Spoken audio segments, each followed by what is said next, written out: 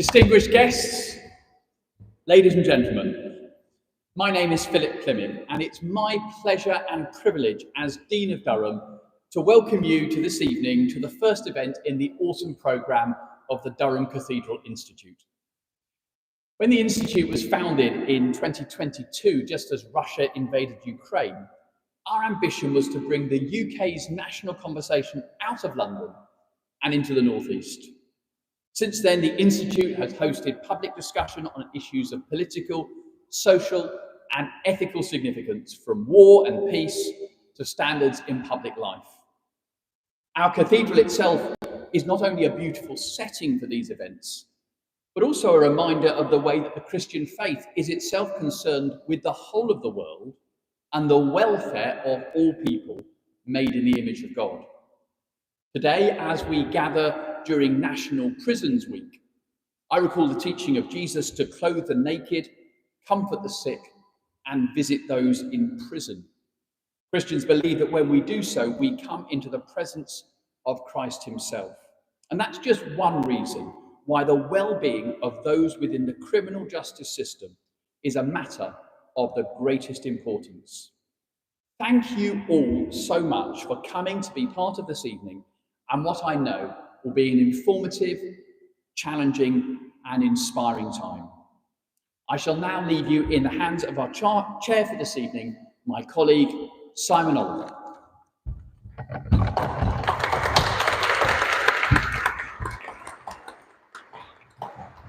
Thank you very much, Philip. My name is Simon Oliver. I'm Professor of Theology at Durham University and one of the residentiary canons here at the Cathedral and Director of the Durham Cathedral Institute, and I'm delighted to welcome you here this evening.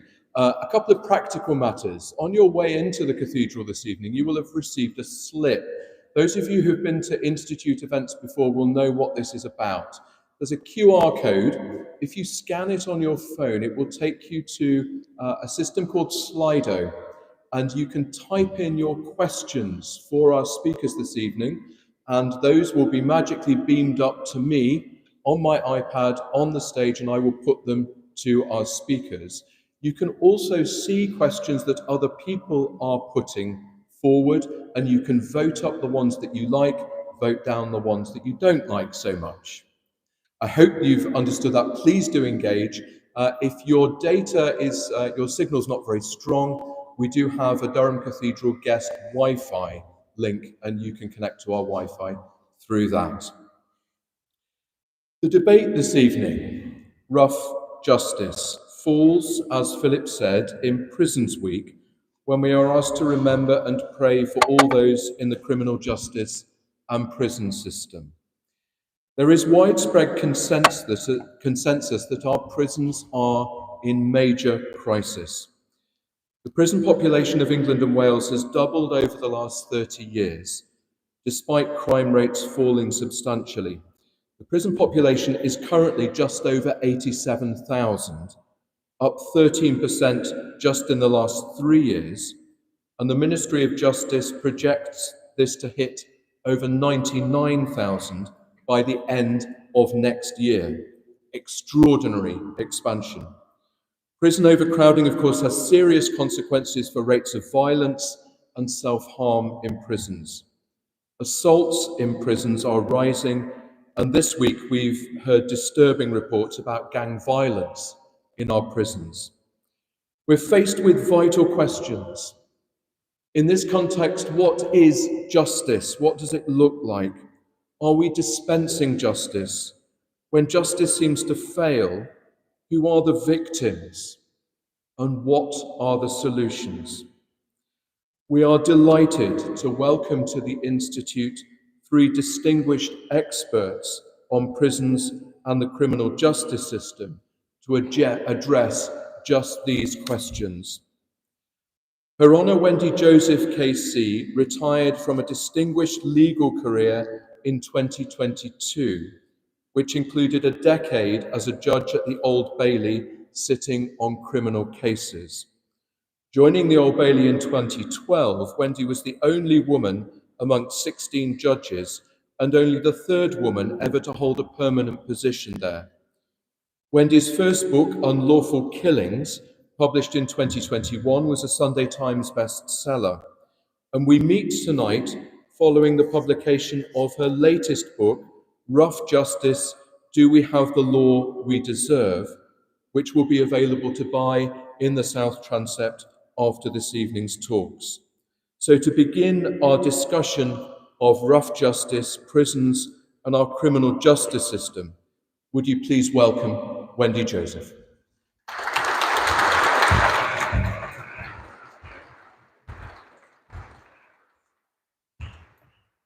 Well, good evening, ladies and gentlemen.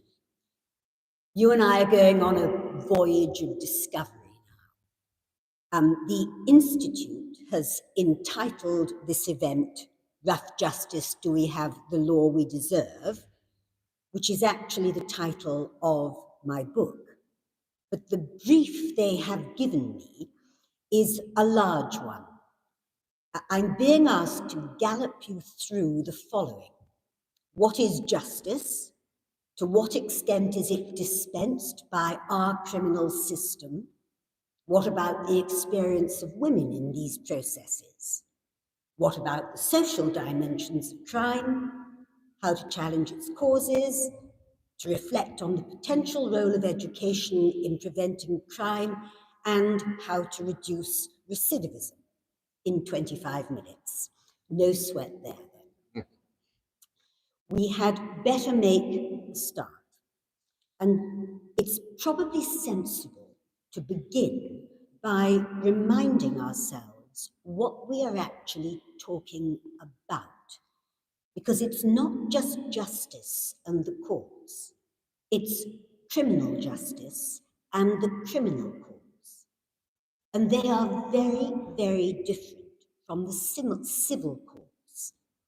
And that's important because the ways in which they are different will help us understand whether we do have the law we deserve. In a sentence, civil courts involve two parties or more who've got themselves into a relationship with each other, contractual, tortious, whatever, and wish they hadn't. And a judge then decides who behaved badly, and the judge orders things to be done or undone, usually by the paying of money, to put things right. And in a civil court, you put things right, and that's justice. It couldn't be more different from a criminal court, where the very word justice has a different meaning. Because in criminal courts, you can't put things right. You can't undead a dead body. You can't unviolate a raped child. You can punish, you can try to deter, you can hope to rehabilitate, but you can't put things right. By the time a defendant walks into a dock, it's way too late to undo what has happened. So, what is this thing that we call justice in a criminal court? What is the underlying purpose of our criminal justice system? Here's a strange truth. At heart, it isn't about defendants or victims. At heart, the criminal court is about you. It's about us, all of us. It's about giving us a society that runs smoothly, free from fear and danger. And the fact that it is about us is clear in everything that happens in a criminal court. So in criminal courts, firstly, we are applying the laws which are made by the parliaments we have elected, laws that parliaments have made to protect us. Secondly, in a criminal court, one side, one party, Crown, the prosecution, has nothing to do with disputed events. The Crown wasn't there when it happened. The Crown is prosecuting in your name to represent you. Thirdly, in a criminal court, the big decision, guilty or not guilty, is not made by a judge. It's made by you or people like you, people who care enough about our society to put their names on the electoral register and thereby become liable to be called for jury service. And finally, the sentences in a criminal court, the sentences that are passed in accordance with what our lawmakers, our parliament, seem to think our society wants. So, the system of the criminal justice courts wants us to be able to lead safe, secure, good lives. It is fundamentally about not hurting other people, not interfering with their property or their rights. It's about living well together. At its heart is a morality of peace, but its heart is buried deep, and an awful lot of us have lost sight of this. So, what is it that we think we want from our criminal justice system? Let me take you back to a courtroom where a jury has just returned a verdict of guilty on a 16-year-old killer. The parents of the boy he has killed will be sitting in court. They will say to the judge, me or whoever the judge is, they will say to society, give us justice. But often that is not what they mean. Often what they mean is make him in the dock, suffer like my dead boys suffered. Make his family hurt like we, the bereaved, are hurting. And you know, that's really what most of us would feel, isn't it, if it were us? Individually, we can entirely empathize with this.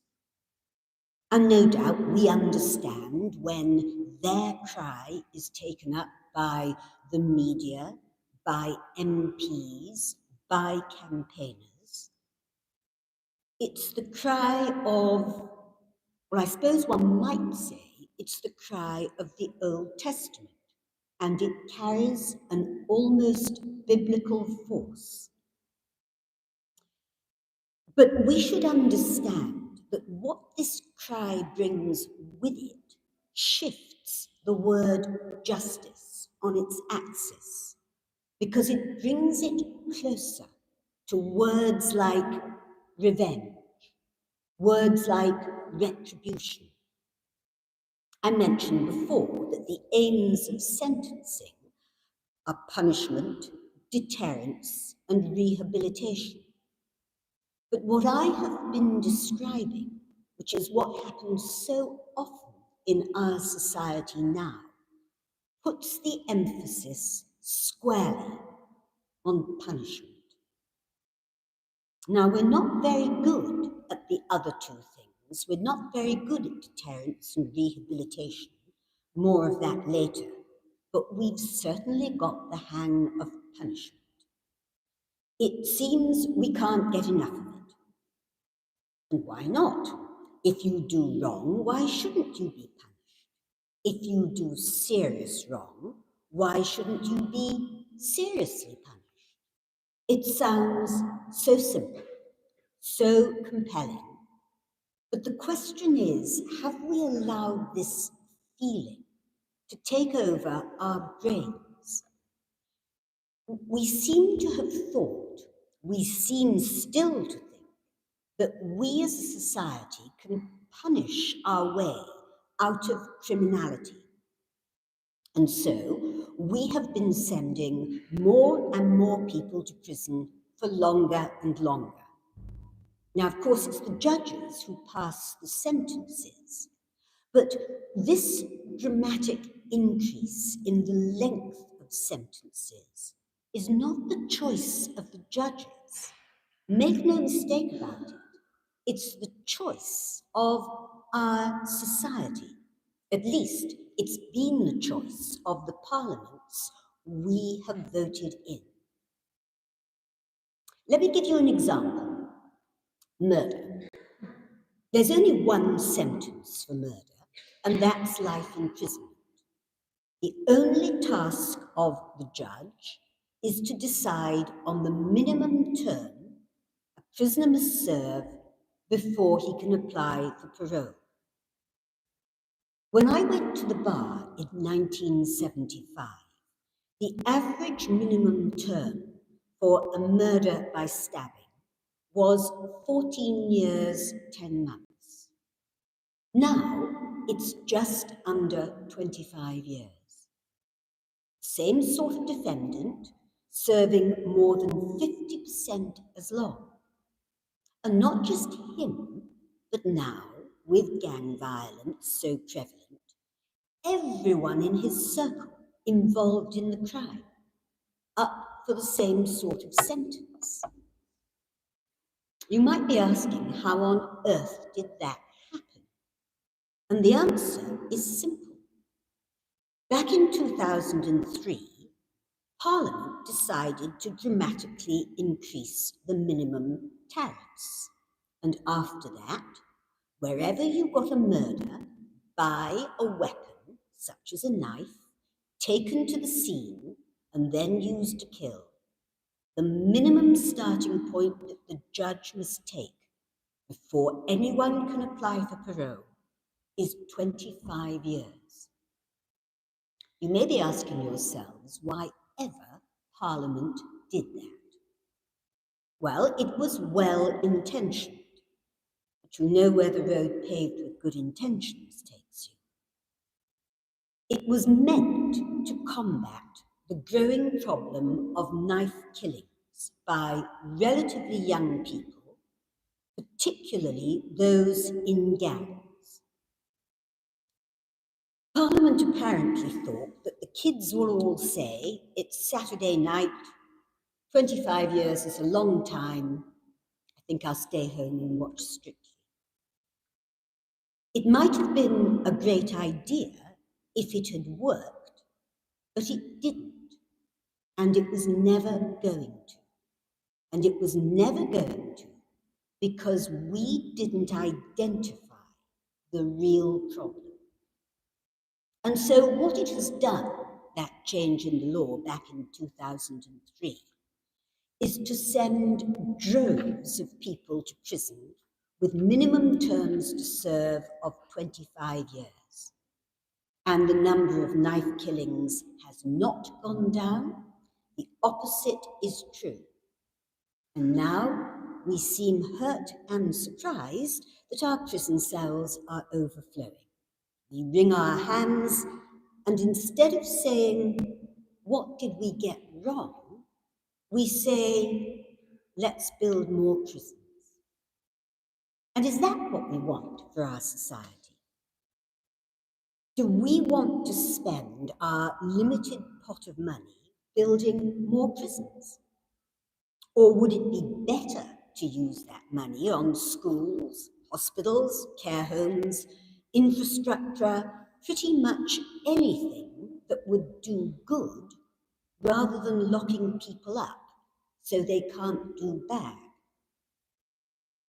Because all we've managed to do, and I'm not expressing a view about it, this is just a statement of fact, all we've managed to do is create a different problem. Now, as we approach 25 years from the enactment of that legislation, a whole load of middle-aged men are getting ready to leave prison. These are the men who went into prison with those 25-year sentences as not much more than boys. They've spent their entire adulthoods locked up. They've had no experience of normal relationships, nor of taking responsibility for their own lives. And if we think they are going to slip seamlessly back into society, we're kidding ourselves. And is that what we really want? Before we can decide how to solve our problems, perhaps what we really need to do is decide what we are trying to solve. Are we trying to solve the problem of what to do with our criminals? Or would we be better occupied trying to solve the problem of why people become criminals? And more of that in a moment. But I've been talking about sentencing. Sentencing only deals with those who have been found guilty, either by pleading guilty or by a jury. What about the trial itself? Have we got that right? It's worth pausing, just for a moment to try to work out what we actually have got when we have a trial in a courtroom. We say we do justice when we convict the guilty and acquit the innocent. But that isn't what we ask our jurors to do. We ask them to do something which is subtly but fundamentally different. We ask them to convict those they are sure are guilty and to acquit everyone else, which means we are asking them to acquit those they think are very probably guilty, because very probably is not the same thing as being sure. That's our system, and it has a reason behind it, and the reason is the prosecution is the big beast, and so we ask the prosecution to prove the guilt, and we ask them to prove it to a very high standard. So far, so good. But however many resources the prosecution has, ultimately, it can only prove guilt by adducing evidence of it, mainly from witnesses. And the witnesses are often as vulnerable or more so than the defendants against whom they are giving the evidence. There is no justice without a fair trial. And fairness means fairness to both sides, the prosecution and the defense. And so, we as a society have gone to enormous lengths with an enormous number of new provisions to try to make sure that everyone in the courtroom has a fair crack of the whip. Here are some of the things that we have done to try and make the trial process fair. For vulnerable witnesses, those in fear, children, sexual complainants, we began by allowing them to be shielded in the witness box from the eyes of defendants and others by using a screen. Then we allowed them to give evidence from a video link in another room in the building or elsewhere. We've allowed them sometimes, especially with children, to pre-record their evidence at the earliest stage of the investigation, their complaint, what is called their evidence in chief. Now we allow them to pre-record their cross-examination too, all of it before the jury is sworn in. There's more. Judges can control the way in which barristers question them, the subjects about which they question them, tone of the questioning, the language, the sentence structure, so that witnesses can't be intimidated or confused. We allow a witness, in certain circumstances, to have someone to help them through the process, a professional called an intermediary. And since defendants may also, of course, be witnesses, and who has a greater stake in the trial than a defendant does, intermediaries are available for them too. We have created section upon section of statute, clause upon clause of procedure rules, all to try to make the process fair. And in fact, the process itself is pretty fair as we can make it. But you know, it still hasn't given us the justice that we have sought. Let me give you an example. Take a woman alleging rape. In court, in trials, juries do convict. There's a higher rate of conviction for rape than there is for manslaughter, a higher rate than there is for Section 20 grievous bodily harm, a higher rate for many other very serious crimes. But still, this is only a tiny percentage of those who say they were raped, because women are dropping out of the system before the case ever gets to court. And what do we say about that, we as a society? We blame someone else. We blame the police. We blame the CPS. We blame social services. We blame psychiatric health systems, or the absence of them, that allows women to feel they have no choice but to return to an abusive partner. We blame anyone. We blame everyone. Because, if you will forgive me for saying so, we haven't grasped what is a pretty obvious fundamental here. It's what I said at the beginning. The criminal courts can punish, they can try to deter, they can hope to rehabilitate, but they can't put things right. And so the question is, are we again failing to focus on what it is we really want to achieve? So far, I've looked at the trial process and the sentencing process and where they don't work. Let's try and identify what the problems are that we really want to solve. And I think we should begin really by acknowledging there isn't a single problem. You know, if there was, we'd have sorted it all out long ago, and I wouldn't be talking to you today. I think we have to accept there are many problems. Let's just have a look at a few of them.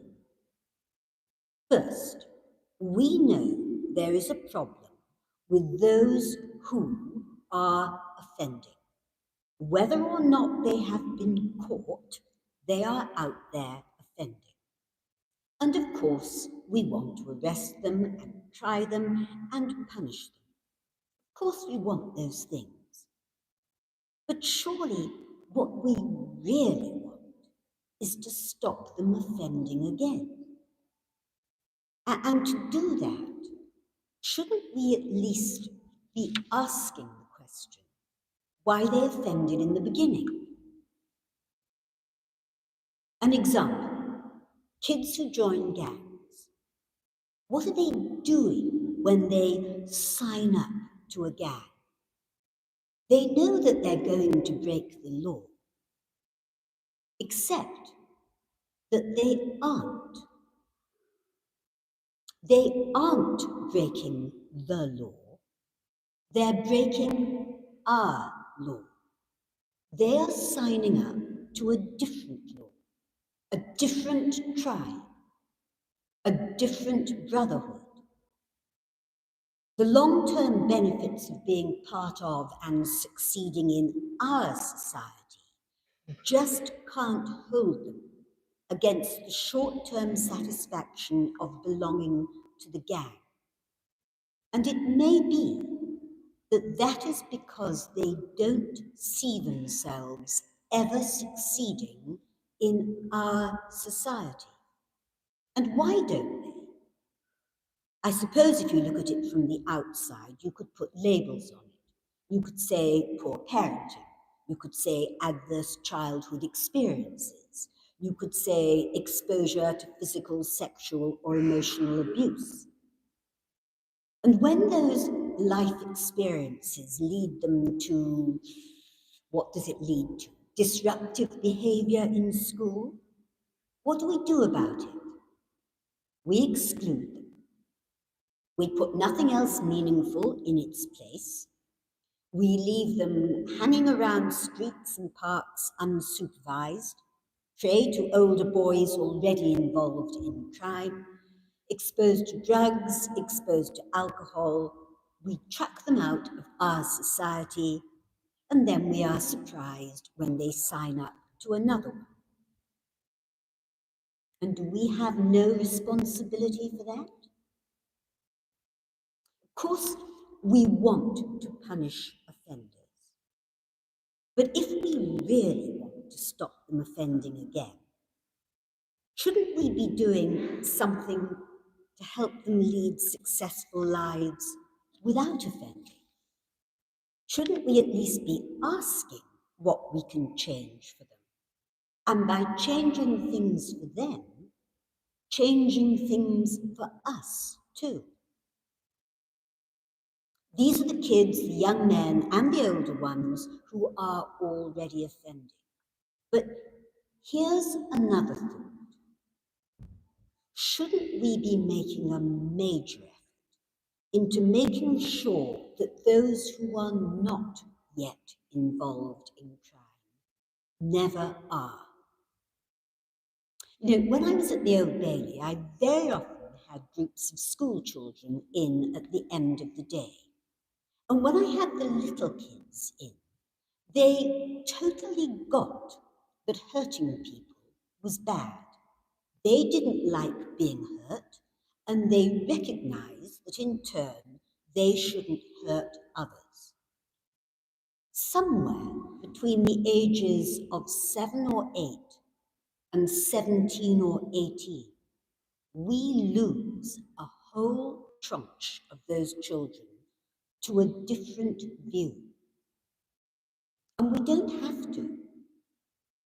Instead of teaching our children past participles of verbs or the rules of trigonometry, or better, as well as teaching them these things, why aren't we teaching them about good living?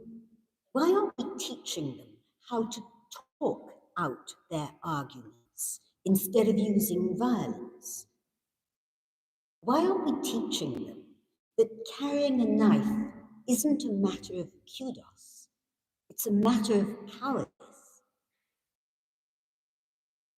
Instead of punishing rapists, how much better if our boys grew up knowing it is a mark of shame and of weakness to bully and hurt women? Instead of bringing in endless laws to make it easier for women to give evidence about being abused, how much better if we educated our girls so that they grow up knowing they have an absolute right not to be abused? I'm not a politician. I don't hold political views. But I can't help wondering, where has been our governance in all of this? Where is the overall leadership? If we don't have the justice that we deserve, Perhaps it's because we are asking for the wrong things. Perhaps we shouldn't be asking for more law, longer sentences, more prisons. Perhaps that is a waste of money and effort, and above all, a waste of lives. Perhaps we should be asking instead, demanding instead, some proper, grown-up, joined-up thinking about what, in truth, we are all entitled to from our criminal justice system. And that is the ability for us all to live free from crime. Thank you.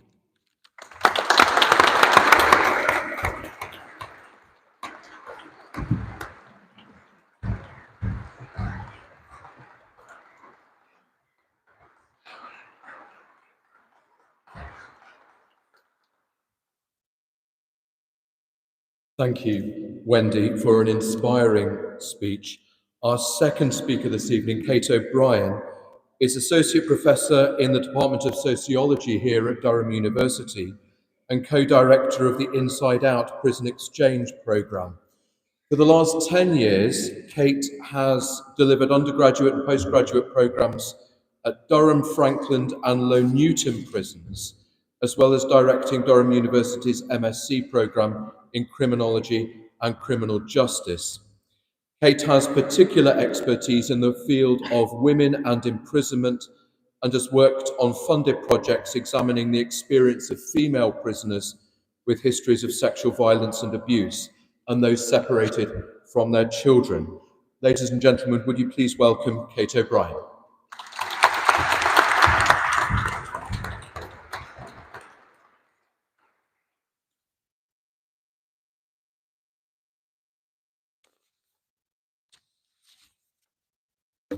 Thank you. What a huge pleasure it is to be involved in this event, and thank you so much to Matthew and everybody for organising this event this evening, for inviting me. Wendy, I very much enjoyed reading your book, and although I'm going to speak a little bit about the work I do in prisons, both research but mostly teaching in prisons through the Inside Out programme, I want to begin with a few reflections, if I can, about the book, which I thoroughly enjoyed. And Wendy, I was mostly struck with your honesty and reflections. I found these to be rare and fascinating insights into the tensions at play for someone in your role, where you're required to step back to ensure a fair trial and apply the law in extremely troubling cases. And this was most revealing to me, and I'm sure to many of our students gathered here today, particularly law students and criminologists here this evening. I was also struck and taken by your accounts of trauma in the courtroom, and the criminal courtroom in particular. And the criminal courtroom is not a place to heal, as you outlined.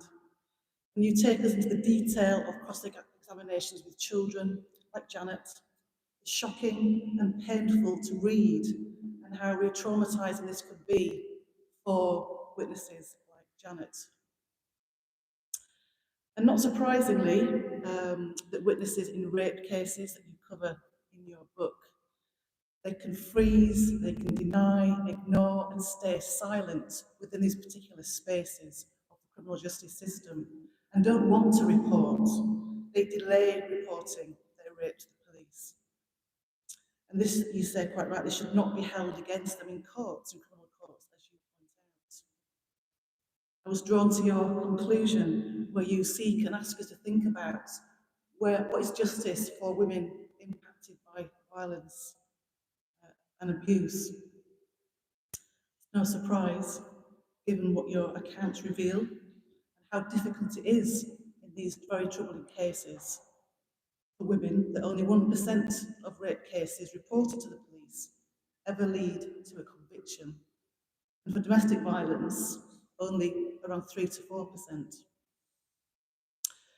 I was also struck by a line in your opening chapter where you remind us what the criminal courts do and what they don't do. They play no part in the investigations, in the policing and prosecuting. And they play no part in what happens next, what happens afterwards. And that's the responsibility of prisons, probation, etc. That's kind of where I want to kind of turn to now for a few moments. And I'm in and out of prisons in our region regularly, as a teacher and a researcher, not as operational staff. So I'm not immersed in prisons as some people are that may be in the room this evening. I've been asked to say a few words about the Inside Out Prison Exchange programme. Over the past decade, I've been taking Durham University students into HMP Franklin, the high security prison, HMP Durham, which is a stone's throw from my department, the old Victorian prison that some of you will have seen or know about, but possibly never been inside the walls, and the women's prison, HMP Low Newton, one of only 12 women's prisons in England. It's part of their undergraduate programmes and postgraduate programmes where we take students into those prisons. And it's not for a one-off visit, a tour, to go in and watch and observe the people inside, then leave again. Inside Out's the programme that was developed more than 25 years ago, not by myself, but by a wonderful woman called Laurie Pomper, who's based at Temple University in Philadelphia.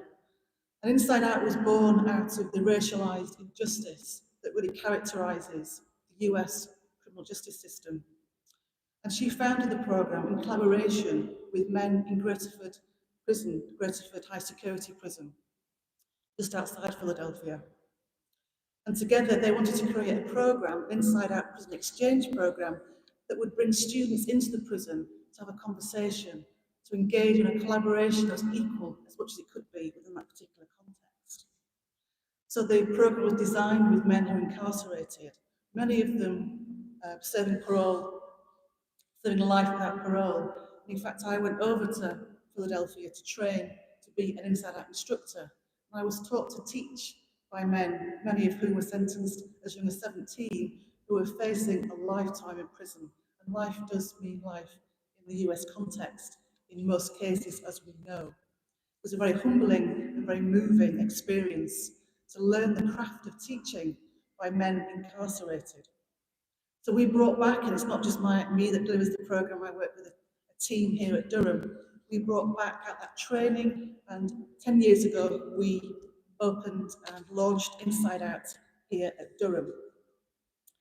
The programme involves academics like me taking equal numbers of university students, outside students, into prison to learn alongside and as equals as far as we can with incarcerated men and women, inside students, over an extended period, usually about 10 weeks or a term.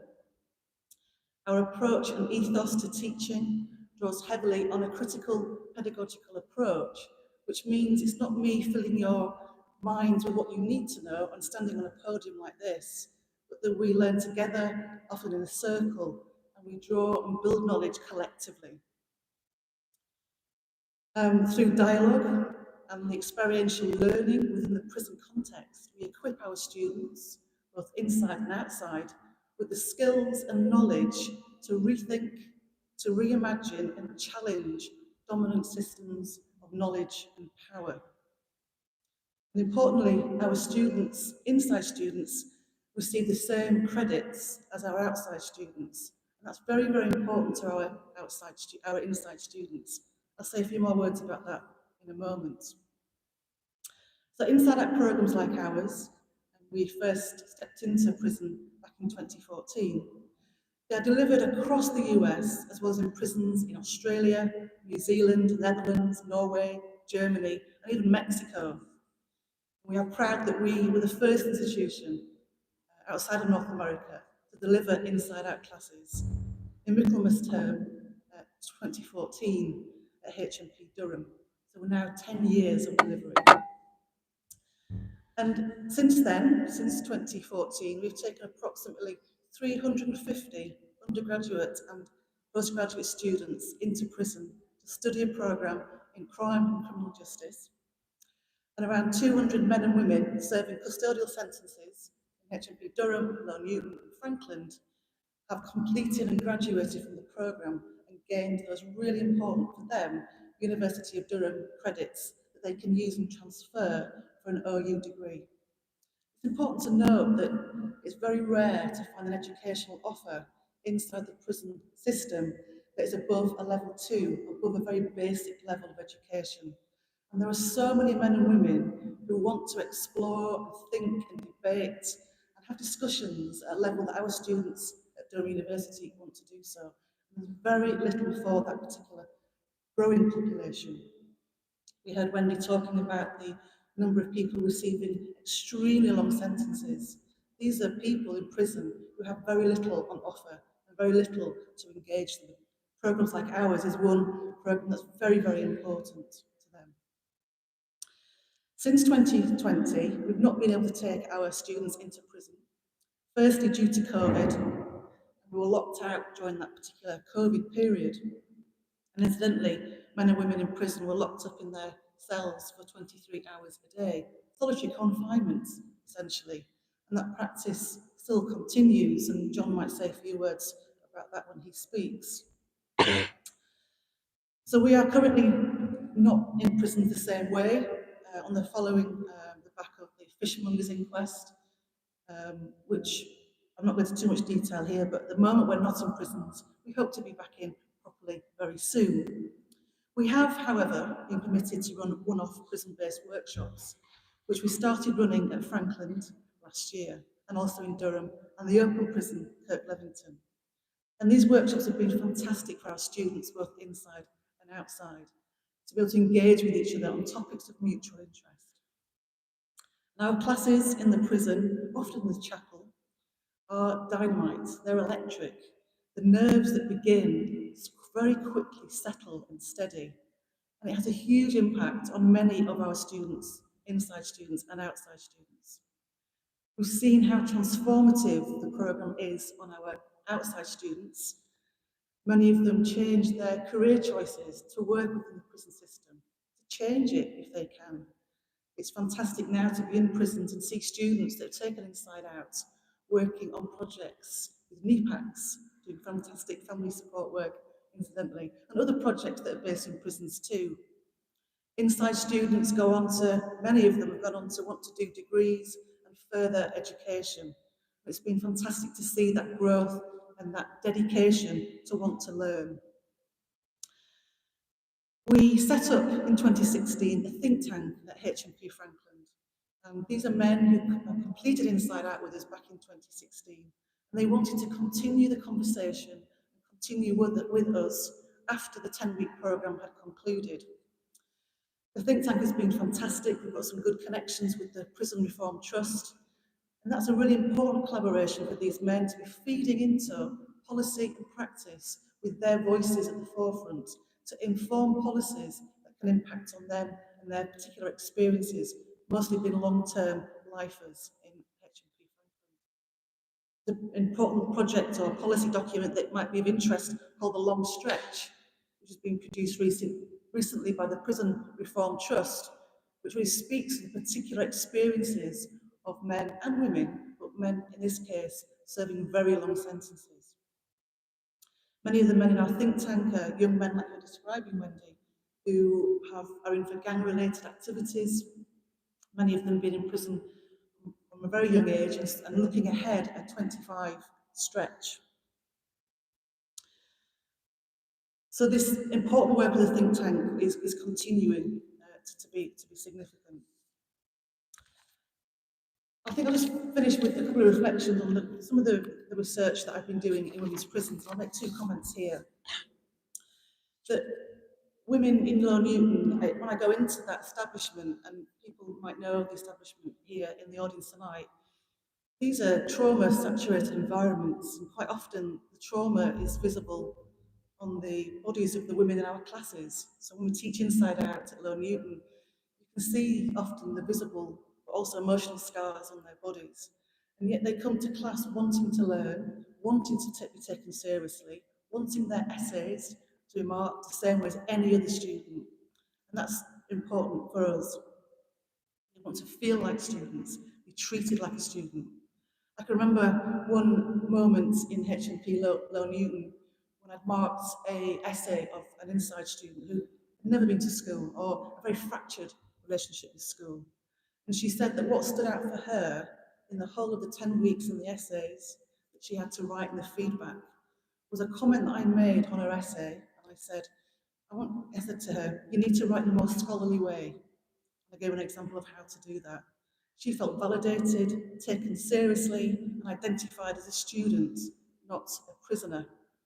And inside students tell us how they enjoy and really appreciate not being a number, being a person, feeling humane and treated with respect in those classroom experiences.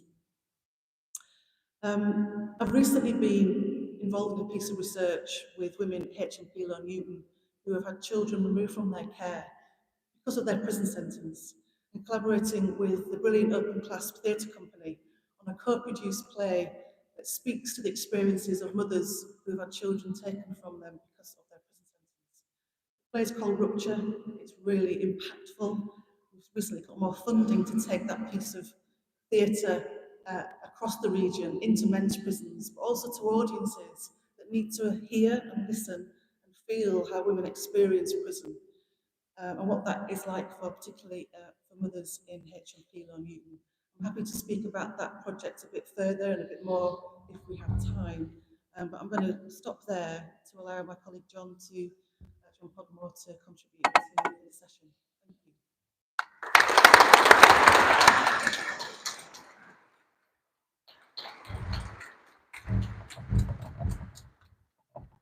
Thank you, Kate. Our final speaker, John Podmore, is an international expert on corruption in prisons, currently working with the European Committee for the Prevention of Torture and Inhuman or Degrading Treatment or Punishment. John has been a governor of 3 prisons, including HMP Belmarsh, and he's also been a prison inspector. John is the author of Out of Sight, Out of Mind, Why Britain's Prisons Are Failing. He is also an honorary professor of applied social sciences here at Durham University. Would you please welcome John Podmore? Thank you.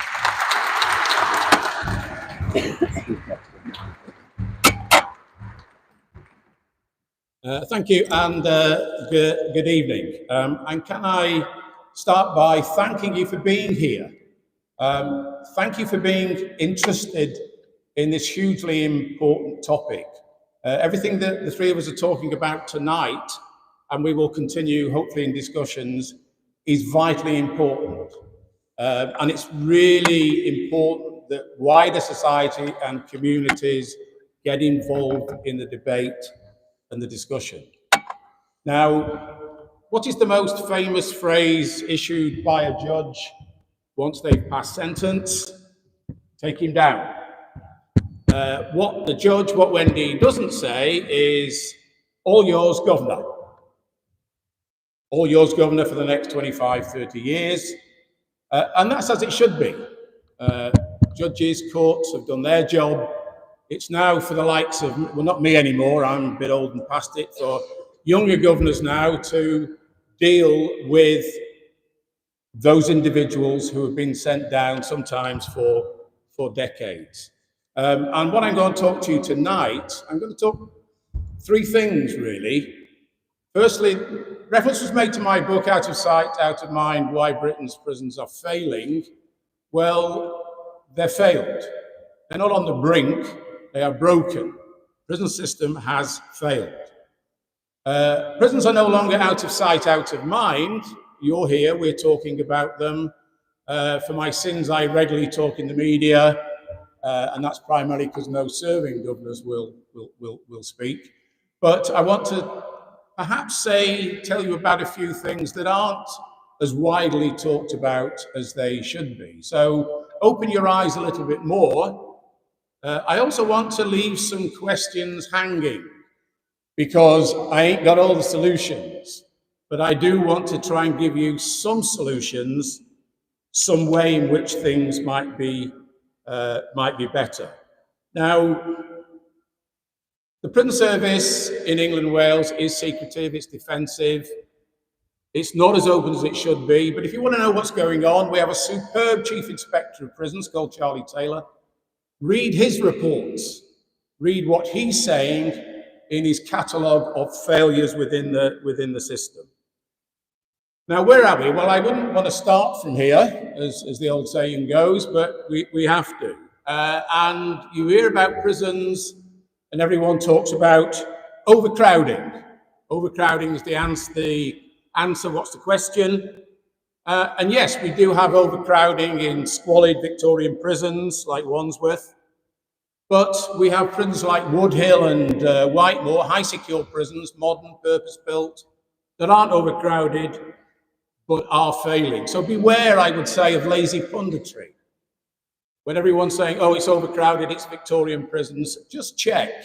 Is that prison overcrowded? Is it Victorian? Is it still failing? Now, what comes the cry other than overcrowding? Well, more money, fewer prisoners. Well, good luck with that. You don't need to be a student of economics or politics to know that that's pretty wishful thinking. You find me a politician in power or aspiring to power who doesn't talk tough. Now, there's talk at the moment of a sentencing review, more community punishments, but what I would say to you is don't hold your breath. The tap is not going to be turned off anytime soon. It should, but we have politics of prisons, which is pretty much the same now as it was with the last government. I have to say politicians are a little bit more circumspect when they're out of power. Lots of politicians around that have Damascene moments, usually with their new podcasts. But again, I say to you, find me a politician that's going to take money away from schools and hospitals and give them to prisons. You won't, because they won't stay in political power for long if they do, wherever their constituency is. Penal reformers and academics, I'm not sure I'm either of those, but they would argue for money, and if they do, I would say just be very careful. Be careful when you're asking for more money in a system. Let me tell you, a new prison cell, building a new prison cell costs £600,000 a cell. Costs £50,000 a year to run. It costs £93,000 a year to keep a woman in HMP Bronzefield down near London. It costs £200,000 a year to keep a child in Felton and probably in solitary confinement. £4 billion, we are told, has been set aside for new prisons. Well, how's that going? How's building our way out of the crisis going? Well, the last prison to be built was one called HMP 5 Wells. Cost £250 million. Started off with 750 staff 2 years ago. 500 have resigned, and it's on its fourth director or governor. Now, hopefully you will or have read Wendy's books, and it's just a fascinating and joyous exploration of all sorts of things, but you will learn in those books just how very different prisoners are. You read about what they did, how they did it, complex array of motivations and emotions. But as I said, where Wendy's job ends, people like mine begins. People come to a prison service. What is that prison service? Well, the prison service today, and whether you know anything about prisons or not, you'll know we have Category A, Category B, Category C, and Category D. That came about in the 1960s with the escape of two great train robbers. Some of you in the audience will remember of the great train robbery. Some in the front probably won't, but there is a film and you can watch it. That's Ronnie Biggs, Charles Wilson, and also the escape of a very famous spy called George Blake. And that triggered something called the Mountbatten Report that came up with the Category A, B, C, and D. Just on that, at the time, there were 35,000 prisoners locked up in England and Wales in the 60s. 88,000, as you've heard today. Also in those days, the sentence for the train robbers was 30 years. George Blake got 42 years. That was quite extraordinary in those days. And currently that wouldn't get a murmur. And interesting, and it triggered a thought when I was reading Wendy's book, the guys that sprung George Blake from prison, even though they admitted they did it, the jury found them not guilty. And that's worth having a look at. But I would say to you that within that 88,000 that we have, they're far more complicated, difficult, damaged, chaotic, and disordered than the 35,000 that were locked up at the time of Mountbatten. We did then, but we now have people with drug, alcohol, mental health problems. We have aged and infirm sex offenders. We have serious organized international criminals. And let me tell you now, serious organized crime is seriously well organized in prison. If I were to tell you that in prisons currently in England and Wales, there is a £1 billion illegal drug trade, you would roll your eyes. You'd say he must be joking. Maybe we can talk about that. We have terrorists. We have 18-year-olds serving, as we've heard, 25 years. And we should be giving them education and training the way Kate's described, not basic and key skills over and over again. We have vulnerable and abused women. We have people who re-offend within days because life's better in prison than it is on the outside. We have peaceful climate protesters. That's controversial. The complexities go on, but what do we have as a prison service? We have A, B, C, and D. Yes, we have some sex offender prisons, but we have a system that's based largely on escape risk and sentence length. And if only life was so simple. Bear in mind that the higher the category of prison and prisoner, the more it costs. Locking up a category A will be over £100,000. Locking up a category D will be less than 25. So we need to be careful how we use that system. But I would say to you that that's a system, it's one size fits all. It's a one club golfer prison system. It's an archaic system, which I would suggest to you, it wastes money, it wastes lives, and it doesn't protect the public. What are we going to do? Because we have, and we're going to have, doubly incontinent sex offenders with dementia serving life sentences. What are we going to do with them? I'll tell you what we'll do with them. We'll put them in the hospital wing of Durham, because that's all we've got until he passes away. We are getting older and older prisoners serving longer and longer sentences, and they're going to die of natural causes. And we need to be thinking about end-of-life care. Is that A, B, C, or D? Durham's a Cat B. Is someone dying of dementia? What category are they? Or might we need to think a bit more laterally? You know, Wendy will know of people she's sentenced to life, but who will never offend again. You've only got to look at that nature of that offence, but they're going to end up, probably because they're serving life, as a category B, and they may be on a wing or sharing a cell or next door to a cell with a sex offender or a terrorist. I think we can do things better and cheaper. But we have to ask the question, what is prison for? Is it for deterrence? And these are the questions I'm leaving hanging. Does anyone think about the consequences when they pull the trigger? We talk about retribution. You speak to any victim of crime, and the first thing they will say is, I don't want it to happen again. We talk about rehabilitation. But how can we rehabilitate someone who's never been habilitated? How can we reform someone for whom society has never allowed to get some kind of form in the first place? How can we talk about second chances for those who've never had a first chance? And whether we like it or not, most people are coming out, some very quickly, after decades. But we know what works. We know what stops people reoffending. It's what keeps you and I going. It's a job, a home, and a stable relationship. You take any of those three things out of your life and you will struggle. But what we're not very good at, we're very good at locking people up. We're not very good at letting them out again, such that they've got those components, that they don't come back.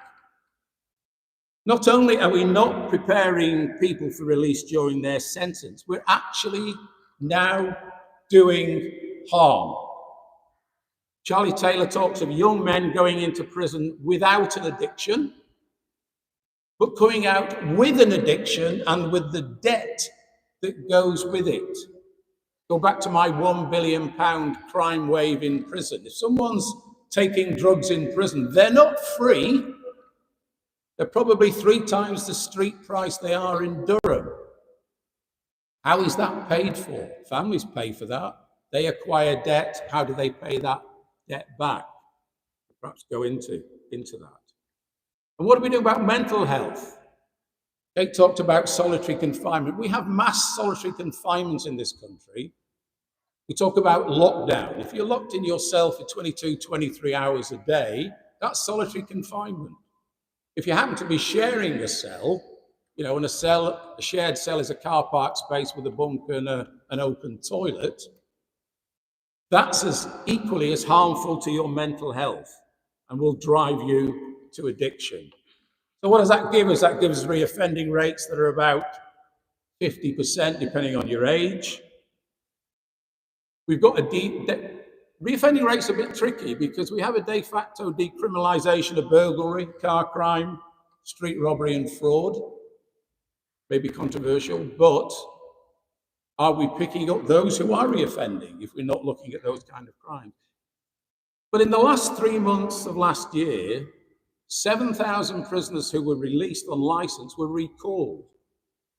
So they'd been released on licence from whatever sentences, but they were coming back.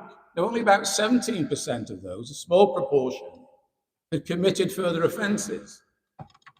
The rest were because they had nowhere to go, were living rough, didn't report to their probation officer. Now, what we should be doing, we should be looking at people we're scared of and not mad at. If we started thinking more in those terms, we might have fewer people in prison. And punishment. We're again a bit of a one-club golfer around punishment. We've got prisoner, we've got community payback. Are there different types of punishment that we could be thinking of more laterally? These bright young people in the audience, the biggest punishment I could probably give them is take their mobile phone off them for a year. They would see that as a punishment. We have home detention curfew. We could have different types of home detention. We can have internet bans, mobile phone bans, subtle fines, travel bans, car confiscation, driving license bans. There are offences for which we might want to think more differently than prison or community punishment, where we might want to build in some reparation. We might need to think differently. But what we must do above all is do no harm. Where addiction is not acquired, mental health is not irreparably damaged, where people leave with the ability to interact constructively on the outside, not when someone becomes more criminalised, homeless, and unemployable. That we don't allow extremism or serious organised crime to proliferate. Sex offenders don't groom weaker prisoners, where nefarious influences are at least kept in check. But what might a new structure look like?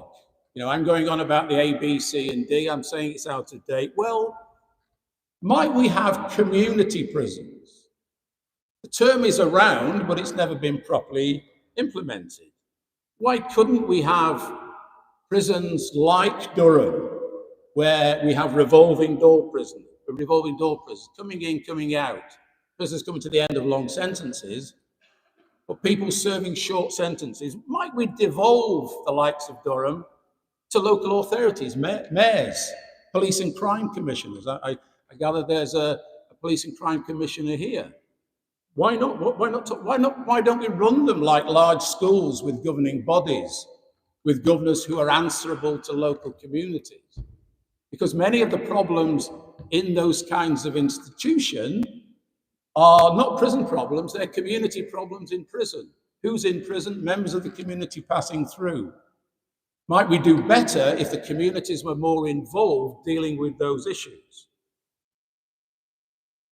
Might we have prisons where reintegration rules? But we have some very dangerous people. We have some people who rightly we are scared of, who should be locked up for a long period of time. So maybe a federal system where security rules, but not just where we're locking up and throwing away the key, where we have schemes like Inside Out, where we're having long-term education, where we are managing people through long sentences. But to do that, we need more resources. And what I'm saying is, I believe this structure would give us more of those resources. We've talked about secure schools for children. We haven't achieved that. Makes sense, doesn't it? But we have children, again, costing an awful lot for solitary confinement. Safe spaces for women, women's centres. You know, we have 3,300 women in prison. 3,000 of those are serving short sentences for non-violent offences, but we're still locking them up in effectively Cat B and Cat C prisons for no great effect. Maybe minimum security facilities for the elderly, where the emphasis is on social care and end-of-life care. It's a fact. We have a high percentage of all prisoners who need social care and end-of-life care. They don't need a Cat B, a Cat C, or a Cat D. And facilities for drug users where they're separated from the dealers. Transition facilities where people aren't locked up, where they're allowed to find work, have a safe place to stay, where they don't have to stay in a tent, but can actually be reintegrated. We have approved premises, but not enough of them, and therefore only very serious offenders.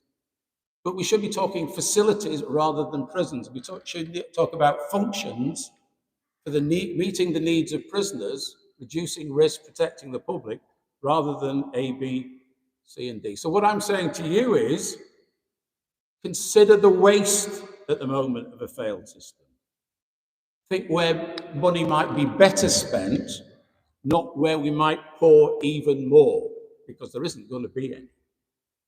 So we've got complex problems, complex solutions about meeting the risks and the needs of those sentenced by the courts. But I'll leave you with a phrase at the moment, and it's not mine, it's been around. Prisons, I would have to say to you at the moment, there are some exceptions. There are some good prisons doing good things. And I'll leave you with one example, is HMP Oakwood in the Midlands. But by and large, I'll leave you with the phrase that for now, prisons are currently an expensive way of making people worse, and it can be different. Thank you.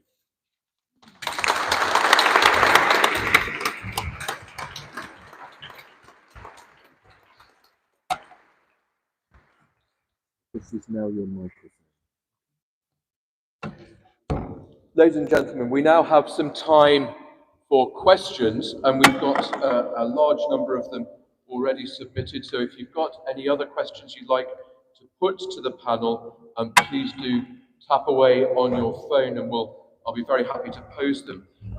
First question, we've heard about the negatives of lengthy sentences, but what is the panel's view on the effectiveness of those sentences that are very short, just a few weeks maybe? John, could you kick us off on that one? I'll let you speak towards it. Just speak towards it. Leave it. I mean, the problem with short sentences is we don't realise the damage that they cause. If you're a woman, for example, and you get sentenced to a short period of custody, or even a man, you will lose your job, probably, your home, your children will be taken into care. So the consequences of a 2-3 month sentence are that when you are released, you will have lost that small grip, whatever grip you have had on society. So the way back is much more difficult. And certainly if you've lost your children, getting your children back and getting your children out of care with all the costs of that become even more difficult. So they can be exceptionally damaging, and we should be using them either not at all or more constructively where there's something other than locking someone up in solitary confinement for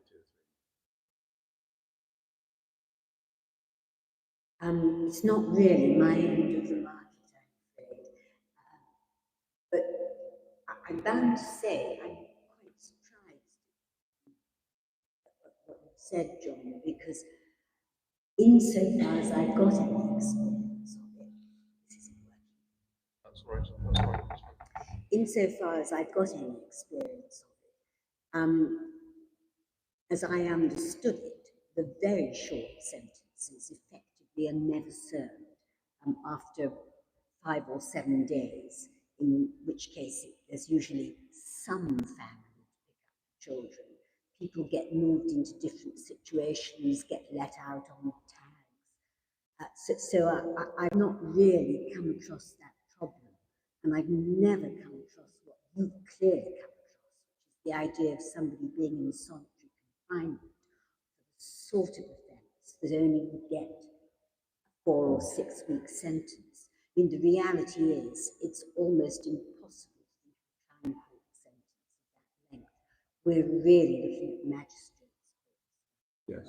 But we should also not forget remand, which is effectively a short sentence. Yeah, you don't very often get, for those sorts of crime, you really don't very often get crown court judges remanding them. No, but you really don't. Yeah. Not on remand. They may have to sentence them there at the end of the day because of the guidelines. But on remand, people, I think there's a big effort to try not to jump ahead of the sentence. No, but I think the statistics on remand, if you want to look at the statistics for anything to do with prisons, I commend to you the Prison Reform Trust's Bromley briefings. And I think there's something like 17,000 people on remand. A third of those will either get a sentence for which they've already served it on remand, or will get a non-custodial. So what we have with remand sentences are, again, equally damaging sentences, because you end up on remand having been arrested. You might get one phone call, and I remember a prisoner pulling me on A-Wing at Brixton. He said, look, I was arrested, I'm on remand, my dog's in my flat. What do I do? My car's parked on a double yellow line. And life can quickly fall apart before there's any significant sentence. So, before we get into the problems of how we manage someone in a sentence, short sentences or remand sentences, periods in any short period in prison can just cause life to unravel pretty quickly. And it's very difficult to put it back. Because I suspect most of us in here have got a safety net. A lot of people we deal with, they haven't got safety nets. They've got concrete wills. Right, couple of reflections on that point. Speak up, Kate. Particularly for women who are serving short sentences. We know that that's particularly common and very harmful.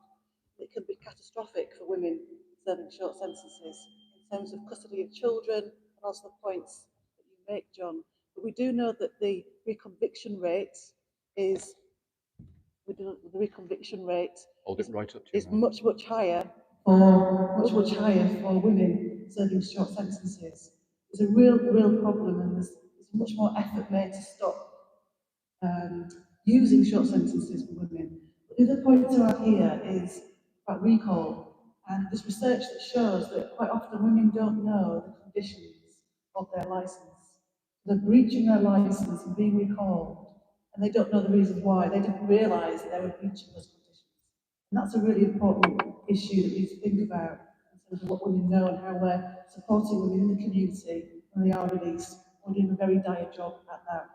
And the final thing I want to just quickly say is that quite often short sentences mean that women who are often in prison and able to access some kind of support around healthcare, support around domestic violence and abuse, support from family support projects, around parental rights, sexual violence, they can't benefit from that kind of intervention. It can be really important. They can't get in a community if they're serving short sentences. They absolutely do much more harm than good. Thank you. Wendy, I think this is a question for you. I'm grouping together a number here. Do you ever worry, have you ever worried that the judiciary is at risk of becoming unduly influenced by government, politics in general, the media? How do you prevent that if societally we're demanding longer and longer sentences for retributive justice, essentially? How does the judiciary try to resist that? Can it? Hold it right up to your mouth. Okay, so there's a number of different questions tied up there. First thing to make clear is we have a completely different system from, for example, that in America, where the judiciary and what we like to call the executive, so effectively government, are really very much interlinked, and judicial appointments are to some extent political appointments. Here, the break between judiciary and the executive is absolutely cardinal to the system that we run.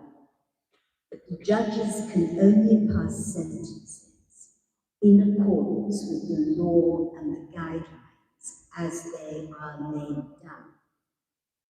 If you were to walk down the corridors of the Old Bailey, particularly if you were to walk down the judges' corridors of the Old Bailey, or wander into the dining room or the tea room, you would not be worried about the judiciary being influenced by MPs. They are pretty resistant to that. But the media is a different thing, because you have to cope with victims, you have to cope with witnesses, and above all, you have to cope with jurors. And if you've got the press reporting on your case day in, day out, in a particular way, you've got to be really, really careful. For example, your jury doesn't get influenced by that. And there are ways in which we deal with it, and we speak to jurors about it all the time. But these are things one needs to be very, very watchful.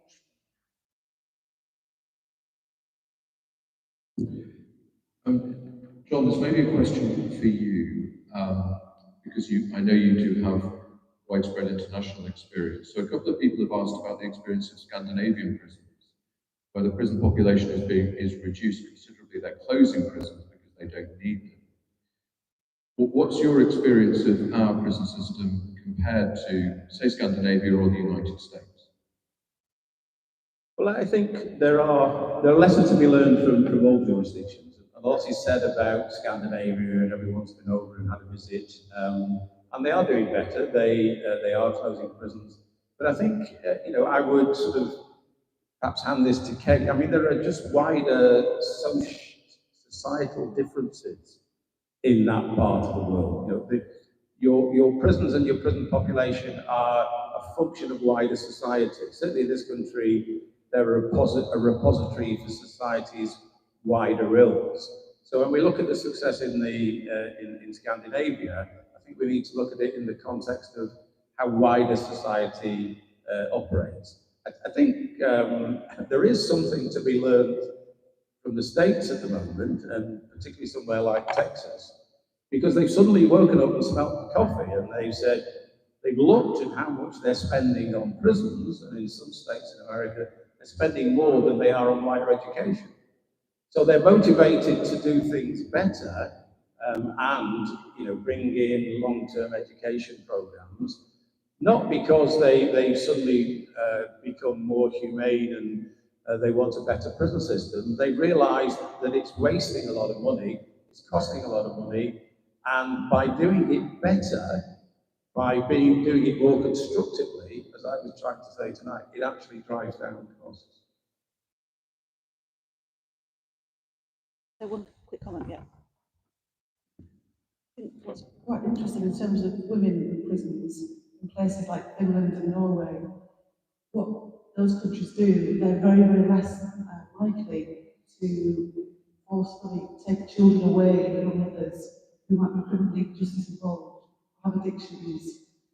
What tends to happen is a much more proactive, progressive approach to try and keep mothers with their children as far as they can. And in the UK, we have the highest numbers of forced adoption anywhere in Europe, and we're too quick to engage in taking children away from their birth mothers if their mothers are criminally involved. Quite often, domestic violence are really important contextual factors in the removal of children, and we don't offer alternatives to keep mothers with their children away from perpetrators. With proper recovery programs embedded, and I think that Norway and Finland do that quite effectively, and we certainly don't do that. Thank you. A very popular sort of general question, I think, could be put to all three of you. What one change would you like to see to ensure people in prison don't become disenfranchised and go on to reoffend on release? Other questioners put it this way: how do you stop prisons being schools of crime? John, would you like to? Yeah, thanks for that one. For me, it's about culture. And the culture in the prison service at the moment is security, incarceration, and there needs to be a shift. And as I hopefully try to sort of say, you know, there is an obsession with locking people up. That's the easy bit. We need a system that needs to understand that getting people out if they don't come back, that's the tricky bit. And I think that is not being embraced, and I don't think it's being embraced by politicians. All but I think about 70 or 80 at the moment, they're all coming out. They're going to be living next door to you and me. So we need that cultural change, I think, is the first step. You know, I've been hearing a lot of talk today before we sat down here, and since we've been sitting down here, about the wonderful work that's being done in education to help people study for degrees and all the things that are being done. I'm going to take you back to another place.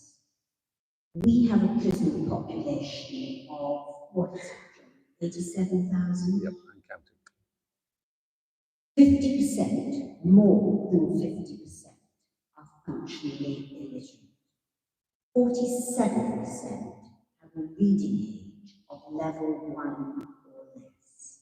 That is what we would expect, hopefully, from a 5-year-old. Can you think how difficult it is to function in our society if you can't read and write, if you can't use a computer, if you can't fill in a form, if you can't read a sign, if you can't do what your kids are learning to do at school? Let me tell you something else. When I see kids in the dock, 16, 15, 14-year-olds in the dock for murder, one of the things that really struck me over and over was how they just couldn't empathize with the pain and fear that they caused in others. And this wasn't because they were psychotic. This was because they had never learned to know what it feels like to be someone else. And one of the ways everyone in this place will have learned to understand what it feels like to be somebody else is by reading books. I mean, what are novels other than the lives of other people described to you so you can share and grow into their feelings? So I think that the fact that around 50% of our prison population is functionally illiterate is not a coincidence. It's all part of their failure to thrive in our society. And the thing that we have failed in so badly is education in prisons. I run a little charity that tries to do something about reading in prisons. But, and there are many, many people who do that too. And there's the Shannon Trust. There are many, many schemes. But there's no joined up thinking. This shouldn't be for individuals to try and learn. This should be something driven by our society. Yeah, I agree with that. I was going to say that quite often when I'm thinking about what can prisons do better, and I agree with education. I've started to shift my lens of what's going on in communities and what we're not doing that make women say, get drug treatment in prison, get smeared, I can't get outside, I get support, I'm safe from perpetrators. So I now want to cast my eyes what's going on in the communities where you can't get mental health treatment, you can't get drug treatment programs. I think that we need to begin with looking elsewhere in our communities and the impact of austerity and price cuts and everything else that's gone on, the spending reviews that have gone on, that we seem to have lost sight of that, and that's where my concerns are, this particular point. Can I just add this about following on from the education? We have a bit of an education thing. Another statistic we should reflect on is that 40% of people in prison have been excluded from school.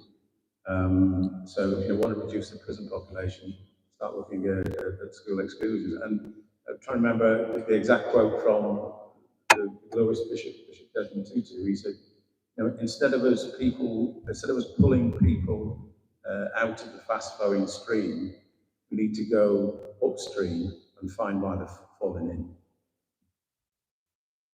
Thank you, John. Ladies and gentlemen, we've reached 9 o'clock. I think this conversation could go on for many more hours. Kate, Wendy, John, you brought to us this evening your remarkable expertise and experience. The three of you have stood before some of the most troubled and broken people in our society. We've talked a lot about the crisis in the criminal justice and prison systems, but the three of you have also given us some signs of hope and some ideas to think about how we could do it better. There is a very deep tradition that says that justice is a virtue and it's owned by societies. And maybe it's a virtue as a society. We need to recover what justice really looks like in all truth, so that from that basis we can rebuild our criminal justice system, our prison system, so that it brings about the kind of outcomes for society, for all of us, as all three of you have said, that we all desperately need and want. And that's got to be a societal project. And you've shown us, you've pointed us in some of the directions. So we're so very grateful. Wendy will be signing copies of her book, Rough Justice, in the South Transept. If you'd like to come and see her after this event, you'd be very welcome. Meanwhile, would you please thank on behalf of all of us, Kate, Wendy, and John. Thank you.